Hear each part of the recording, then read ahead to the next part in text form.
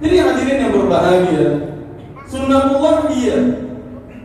Tapi ketika kita dapatkan dengan cara-cara yang haram, ketika kita gunakan untuk cara-cara yang haram, maka tidak ada gunanya sama sekali. Apapun itu, harta, keluarga, keturunan, kekuasaan, apapun itu, tidak akan ada gunanya sama sekali. Tidak akan menjadi penolong bagi kita. Jangankan di akhirat, di dunia saja tidak. Oleh karena itu hadirin yang berbahagia, yang harus kita cari apa? Yang harus kita cari adalah karunia Allah yang di dalamnya ada keberkahan.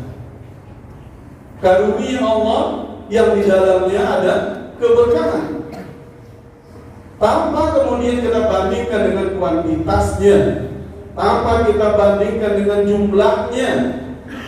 Yang paling penting bagi kita adalah nilai keberkahan yang ada di dalamnya.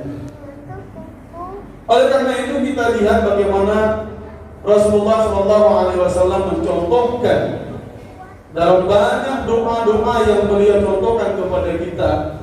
Maka dalam doa-doa dan permintaan-permintaan itu selalu yang beliau minta itu adalah keberkahan. Keberkahan. Kuantitas itu nomor sekian, keberkahan yang paling utama. Ketika menghadiri orang yang baru menikah, dengan cara yang syar'i, apa yang kita doakan? Apakah kita doakan supaya dia langgeng sampai tua? Tidak. Langgeng sampai tua itu bukan berarti berhasil satu pernikahan. Ada satu saat di mana perceraian justru menjadi keberhasilan. Yang kita doakan apa? Barakallahu laka wa baraka alaika. Barakallahu laka wa baraka alaika. Semoga keberkahan bagimu dan keberkahan atasmu. Bagimu itu karunia, atasmu itu adalah fitnah. Apapun yang kamu alami dalam pernikahanmu ini, semoga Allah memberikan keberkahan di dalamnya. Itu yang kita doakan. Apakah untuk pernikahannya 1 hari, 2 hari, 1 bulan, 10 tahun, 30 tahun, itu hal lain lagi. Dan itu bukan tanda dari keberkahan, bukan hanya tanda dari keberkahan. Yang kita minta adalah keberkahan, bagaimanapun bentuk keluarganya. Rasulullah SAW juga mencontohkan doa.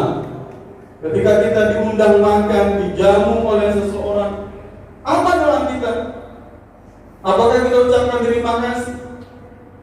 Yang kita lakukan apa? Allahumma barik lahum fima razaqta lahum.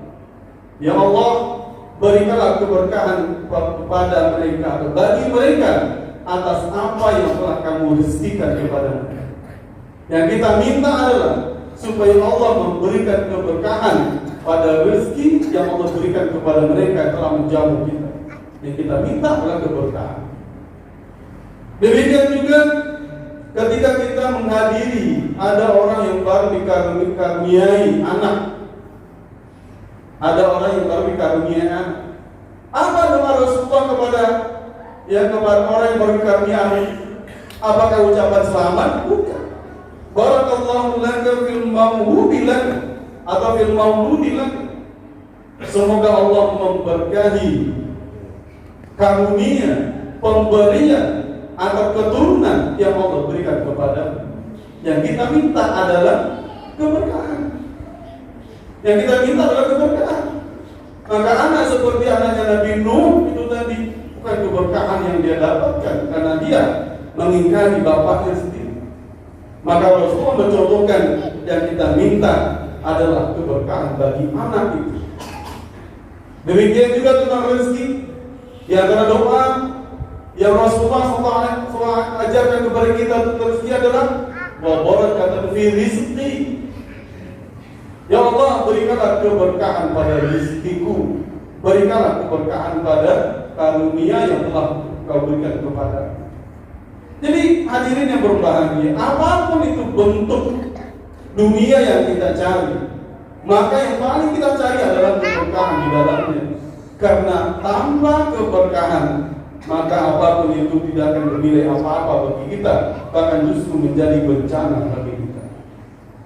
Apa itu keberkahan?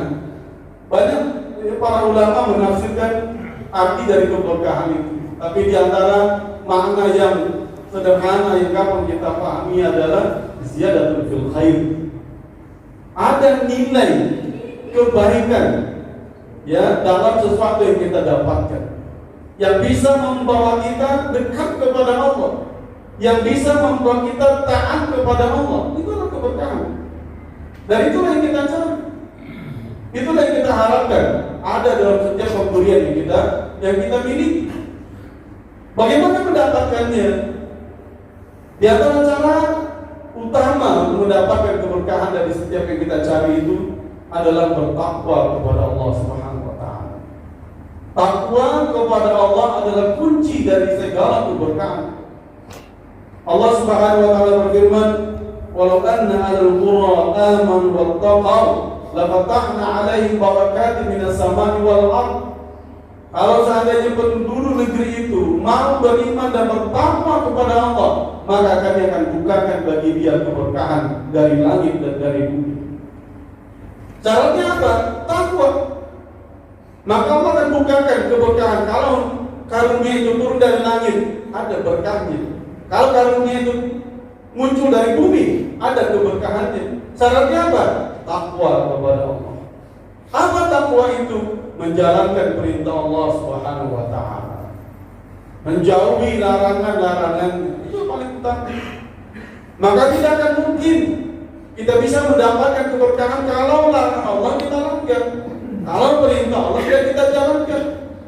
Kita bekerja mencari rezeki, tapi kita tidak sholat. Bagaimana ada keberkahan dalam rezeki yang kita dapatkan? Bagaimana ada keberkahan dalam rezeki yang kita dapatkan? Kita kotak-kotak mencari rezeki, tapi kita tidak mempuasakan Ramadan. Bagaimana ada keberkahan dalam rezeki yang kita dapatkan? Banyak orang menyatakan, bagaimana mungkin kami bisa melaksanakan sholat kalau kami harus bekerja? Salah. Yang paling utama adalah kerjakan perintah kepada Allah Subhanahu wa taala, maka apapun setelah itu kita akan mendapatkan nilai keberkahan di dalamnya. Makanya Allah Subhanahu wa taala menyatakan, "Wa may yattaqillaha yaj'al lahu makhraja wa yarzuqhu min haitsu la yahtasib." Ini seharusnya menjadi prinsip bagi kita. Siapa yang bertakwa kepada Allah, maka Allah akan tunjukkan bagi dia jalan keluar, makhraj, jalan keluar dari segala masalah yang dia hadapi. Wa yarzuqhu min haitsu la yahtasib, dan Allah akan berikan rezeki kepada dia dari arah, dari cara yang tidak pernah dia sangka-sangka sebelumnya. Kalau kita sudah kembali kepada Allah, kalau kita sudah berada di jalan Allah, maka Allah yang akan menunjukkan segalanya. Kita akan mendapatkan sesuatu di luar dari nalar yang pernah kita bayangkan. Syaratnya apa? Takwa. Kemudian ketakwaan itu juga akan kita dapatkan kalau kita menjauh yang diharamkan oleh Allah Subhanahu wa taala. Yamhaqullahu riba wa yurbis shadaqat. Allah akan menghapuskan keberkahan dari riba. Riba itu adalah cara menggandakan uang dengan cara yang gampang tapi hasilnya banyak. Betul, orang bisa kaya dengan cara menggandakan uangnya dengan cara riba. Dia akan cepat kaya dan dapat keuntungan. Tapi yamhaqullahu riba, Allah menghapus nilai keberkahan dari riba. Jadi tidak ada keberkahan dari riba ini. Wa yurbis shadaqat, Allah akan menumbuh kembangkan sedekah yang kita keluarkan. Demikian juga sabda Rasulullah SAW, "Annahu la yarbu lahmun nabata fi suhtin illa kanat an-nar awla bi." Tidak akan tumbuh, ketahuilah bahwa tidak akan tumbuh daging yang tumbuh dari yang haram. Ada yang mengatakan min suhtin, ada yang mengatakan min haram. Kedua-duanya maknanya sama. Daging yang tumbuh dari yang haram, maka neraka, api neraka lebih layak untuknya. Jadi tidak ada keberkahan kalau kita dapatkan dengan cara-cara yang haram. Makanya Rasulullah SAW dalam sebuah hadis qudsi juga mengatakan, "Wa inna fadlallahi la yunalu biharami. Sesungguhnya karunia Allah itu tidak akan didapatkan dengan cara yang haram, ya, yang telah ditetapkan oleh Allah Subhanahu wa taala. Fa'tabiru ya ulama antum tuflihun. Aqulu qawli hadza wa astaghfirullah li wa lakum wa li sa'iril muslimin wal muslimat fastaghfiruhu innahu huwal ghafurur rahim.